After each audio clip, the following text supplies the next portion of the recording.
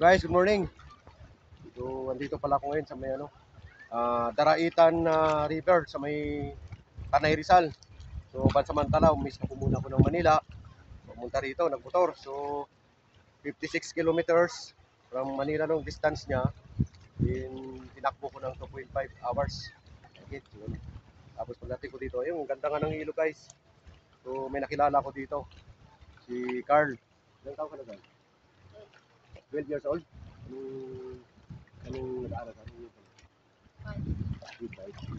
So yun guys, pakita daw ni Carl kung paano lumangoy sa isip dito. Sanay na sanay itong batang to.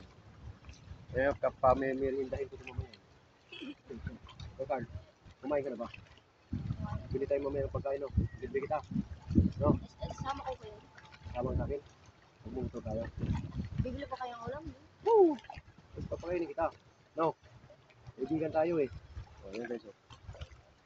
So enjoy lang natin yung buhay natin. Habang malakas tayo, enjoy lang, no? Habang bata tayo, enjoy lang.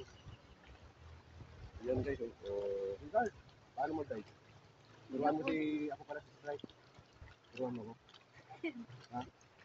Tumbling na lang. Walang bato dyan ha. Tumbling na lang. Walang bato dyan ha. Sigurado ka ha. Kasi mamaya lalanguyin ko yan eh. Excited na nga ako eh. Experience ko yan. Lalanguyin ko mamaya. Sige na. Tabal niya. Sige. Sige nga. Yun o. Guys o.